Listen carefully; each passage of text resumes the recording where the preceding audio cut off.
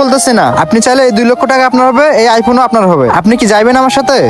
কি 2 লাখ টাকা সাথে আবার একটা আইফোন? এই মিয়া, আমার গার্লফ্রেন্ড বলছে না সে বাজে মেয়ে না? আমি ভালোই ভালোই বলতাছি, আপনি এখনই চলে যান। আরেকটা কথা ভালো করে শুনে রাখেন, আপনি কখনোই তাকে টাকা দিয়ে কিনতে পারবেন না, কারণ আমার ভালোবাসা তার কাছে টাকার চেয়ে অনেক মূল্য। ভাইয়া আপনি কোনো কথা বলবেন না, উনি তো আমাকে এখান থেকে যাইতে বলেনি। আমার মনে হয় উনি যাইবে আমার সাথে। ওনার ভাবভঙ্গি দেখছেন আপনি? এতগুলো টাকা পাইলে কে নারাজি হবে? এই কবিতা কি ভাবতেছো? ওনাকে যাইতে বলো। একটা আইফোন আর টাকার জন্য আমাকে ছেড়ে যাবা? দেখো নিশাত, আমি তোমার সাথে 2 মাসের রিলেশন করতেছি, তুমি আজ পর্যন্ত আমাকে একটা আইফোনও গিফট করতে পারো নাই। আর তুমি দেখো, সে এক রাতের জন্য আমাকে আইফোনও দিব, সাথে 2 লাখ টাকাও দিব। এবার তুমি বলো কেন আমি এই অফারে রাজি হব না? আর নিশাত, তার একটা কথা শোনো, আমার কাছে মনে হইতাছে যে এই ধরনের অফারে রাজি হবে না, সে একটা বোকা। তাই কবিতা, একটা আইফোন আর সামান্য কিছু টাকার জন্য তুমি আমার ভালোবাসাকে কবর দিতে পারবা? কবিতা, তুমি না আমাকে বলছিলে আমাকে অনেক ভালোবাসো, আর আমি এটা কখনো ভাবিনি কবিতা তুমি একটা লোভী মেয়ে।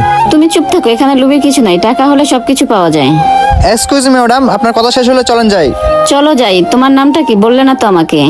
আমার নাম নয়ন। আর এই নাও টাকা, আর এই নাও তোমার আইফোন। চলো। চলো। কবিতা, এখনো সময় আছে, ভেবেচিন্তে একটু দেখো। হাত ছাড়, তোর মতো ফকিরনির সাথে আমি রিলেশন করতে চাই না। চলো। বাহ বাহ, সেই অভিনয় করছো তুমি। অভিনয় মানে? Thank you sir. নয়ন, তুমি তাকে ছাড় বলতেছো?